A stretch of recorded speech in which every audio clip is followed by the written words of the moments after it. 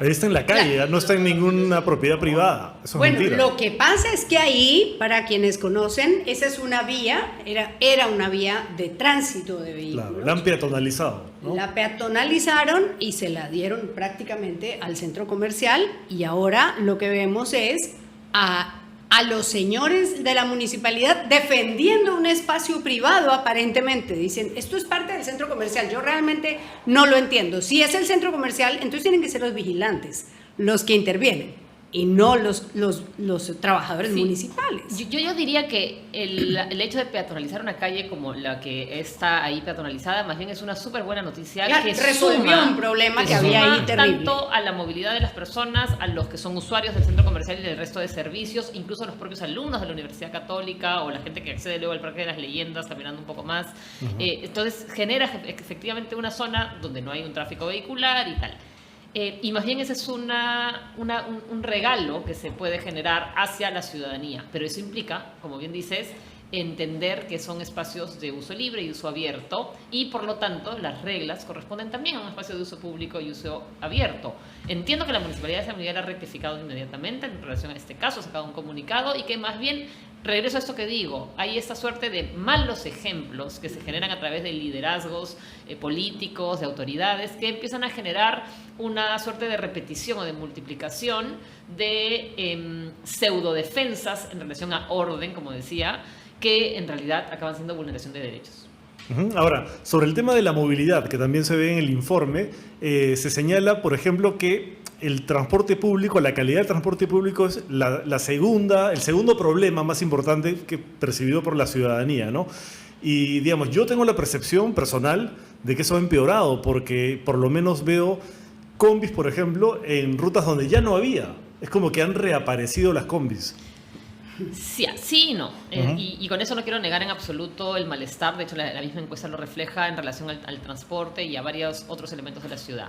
Creo que es importante que reconozcamos que han habido también unos grandes avances en relación al tema de transporte y movilidad. Por ejemplo, hace 15 años no estaba funcionando el metro de Lima, ¿no? O el metropolitano recién acababa de empezar, ¿no? Entonces han habido esfuerzos importantes en estos 15 años la construcción del metro, de la siguiente línea del metro, ¿no? Sin embargo, la reforma de transporte de buses, que es el medio de transporte que carga más viajes, se truncó, ¿no? O sea, hubo una apuesta por ese proceso hacia el 2014-2015, luego hubo todo un asunto político, el asunto se desinfla, entra nuevamente el alcalde Castañeda, con lo cual el enfoque es pro vías, no pro transporte público, ¿no? Y entonces empieza a haber una suerte de desinterés. Y el año pasado, y ahora lo comentábamos en la presentación de la encuesta, el año pasado el tema de transporte público no apareció en el segundo lugar, que es lo que ha pasado históricamente en nuestras encuestas prácticamente todos los años. Por ahí una vez tuvo empate con algún tema ambiental, sino que se fue al quinto O sea, lugar. bajó en el ranking de problemas. Así es. Y la respuesta no es, caramba, estamos mejorando, ¿no? Sino al revés, todos los otros problemas están como un poco peores. Creciendo. Pero también estábamos sintiendo hace ya unos años una suerte de desinterés en la agenda pública y en la cotidianidad, en la ciudadanía, sobre el tema de la reforma, porque es como que ya intentaron, Fracasamos, no funcionó, ya fue, Nos hay que rendimos. quedarnos en lo que es. Y estamos, por lo tanto, y lo vemos en las normas a nivel de Congreso y tal, rindiéndonos en ese asunto y, por lo tanto, generando ventajas o aprobaciones para colectivos y para otros que claramente están resolviendo un problema de una demanda insatisfecha, pero que no es el camino a seguir para pensar en una ciudad sostenible. Y hablando de medio ambiente, estamos súper atrasados en el tema de los autos eléctricos. En todas partes eso está avanzando mucho. Aquí, claro, como siempre, de 0 a millón. Ahora se está pidiendo una norma súper altísima para poder tener autos eléctricos, y esa sería también una solución a la movilidad y al ambiente, ¿o no? Sí, es cierto, hay que ciertamente cambiar la matriz energética por energías más limpias, y eso siempre va a ser beneficioso, de gasolina luego a gas, ¿no? Bueno, después también a lo eléctrico, siempre tratando de mejorar el estándar. Y aunque efectivamente hay que promover políticas en esa línea, no tenemos que olvidarnos de que nuevamente la mayor cantidad de viajes se realizan en transporte público. Entonces tenemos que pensar en qué tipo de vehículo, qué tipo de combustible utiliza el transporte público. El metropolitano usa gas. Fantástico, no es la solución perfecta, pero en buena hora, ¿no? Los trenes en los metros ya usan electricidad, buenísimo, son combustibles limpios. Pero claro, promover combustible, o sea, medios de transporte con combustibles ya caducos en un contexto de ahora, con el contexto de cambio climático, viendo los efectos que están pasando, por ejemplo, en Los Ángeles, una ciudad pro autos, ¿no? No queremos eso para nuestra ciudad, ¿no? Y ahí es donde nos toca entender que se pueden avanzar en diferentes caminos. Entonces, puedes sí promover lo eléctrico, ¿no? Generando los incentivos tributarios necesarios, generando, por supuesto, la infraestructura pública para atender la demanda de luego las cargas y recargas de los vehículos, ¿no? Pero lo más importante, de nuevo, es mejorar el transporte público. Y tenemos autoridades que se dedican a apurar obras que no tienen expediente técnico para autos y a inaugurar o procurar inaugurar bypasses que finalmente no resuelven las cosas. Es interesante porque el informe también revela que más del 50% de la ciudadanía de Lima y Callao se moviliza en buses y, digamos, en transporte público. Y solamente el 7% en auto, pero parecen las obras enfocadas más bien a privilegiar al auto. Así es, te hago una precisión, esas cifras son analizando los viajes exclusivos para trabajo, ¿no?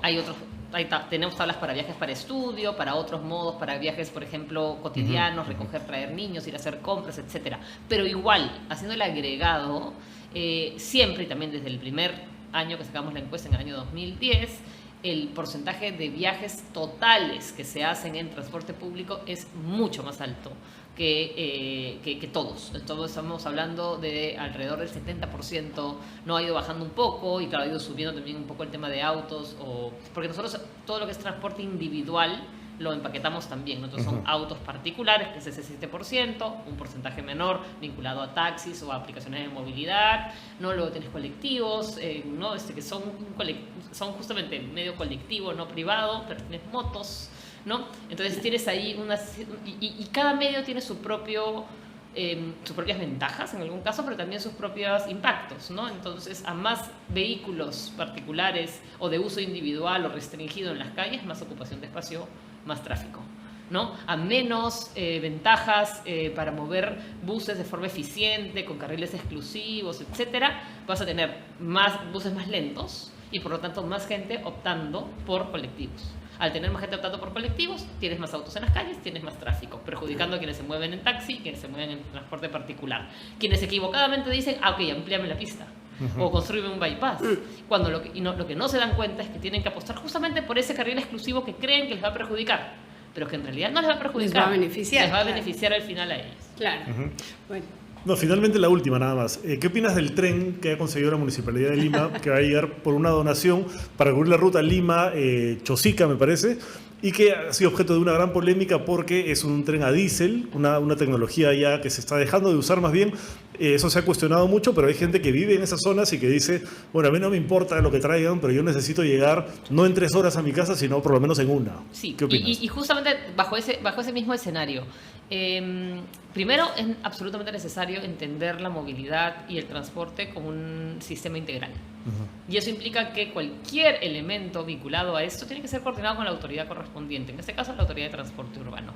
Es cierto que la Autoridad de Transporte Urbano se encarga del transporte público, no se encarga, por ejemplo, del tránsito, que está en manos todavía de la Municipalidad Metropolitana de Lima, pero tendría que haber una coordinación articulada y natural, porque uno de los elementos afecta al otro y viceversa, ¿no? Entonces, si de verdad se quiere organizar el proceso, se tiene que hacer integradamente.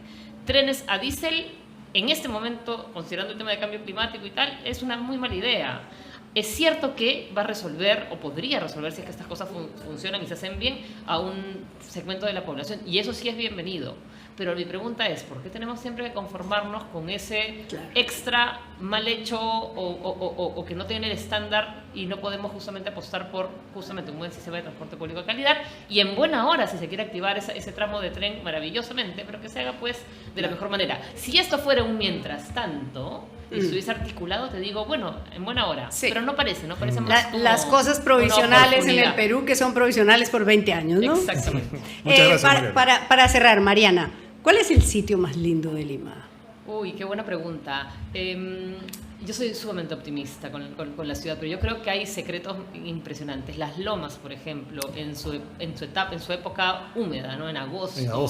Son maravillosas. Y yo creo que muy pocas personas las conocen y animaría mucho si tienen la oportunidad de hacer un recorrido. Hay unas muy, muy cerca, hay unas un poco más lejanas, Lomas del Lúcumo, Lomas del Paraíso, etcétera. Es un lugar maravilloso para ir y es una gran sorpresa para la gente que cree y sigue creyendo que vivimos en un desierto. Muy bien. Gracias Muchas por la gracias. recomendación.